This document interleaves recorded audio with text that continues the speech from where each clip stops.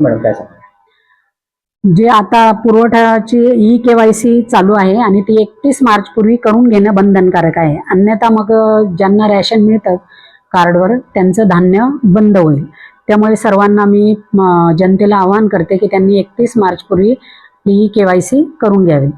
आणि ज्या ठिकाणी व्यावसायिक ठिकाणी घरगुती सिलेंडरचा वापर होतो, तर त्या ठिकाणी मी त्या पब्लिकला आवाहन करते की जे कोणी व्यवसाय करत असेल त्यांनी व्यवसायाच्या ठिकाणी व्यावसायिक सिलेंडर वापरावं, घरगुती गॅसचा वापर करू नये.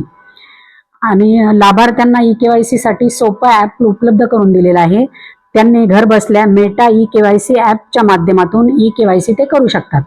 हे त्यांनी ॲप डाउनलोड करून घ्यावं आपल्या मोबाईलवर आणि ते घरबसल्या ई-KYC करू शकतात. आतापर्यंत किती लाभार्थ्यांची ई-KYC झालेली आहे आणि कधीपर्यंत प्रक्रिया चालणार आहे?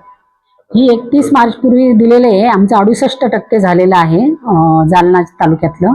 परंतु जास्तीत जास्त लाभार्थ्यांनी ई-KYC करावं म्हणून त्यांना आवाहन करते की त्यांनी घरबसल्या सुद्धा मेटा ई-KYC ॲपवरून ई-KYC करून घ्यावी. आणि ज्यांचं ई-KYC नसेल त्यांचं राशन बंद होणार आहे. त्यांचं रॅशन बंद होणार आहे. आणि APL शेतकरी जे आहेत DBT मार्फत त्यांच्या अकाउंटला पैसे जातात, त्यांचं अन्नधान्य बंद झालेले आहे. तर अशा शेतकऱ्यांना जर त्यांच्या अकाउंटवर पैसे आलेले नसतील तर त्यांनी आपले डॉक्युमेंट घेऊन तहसील कार्यालयाशी संपर्क साधावा. तसंच ज्या लाभार्थ्यांकडे रेशन कार्ड नाही त्या लाभार्थ्यांनी सुद्धा रेशन कार्डसाठी डॉक्युमेंट घेऊन तहसील कार्यालयामध्ये संपर्क साधावा.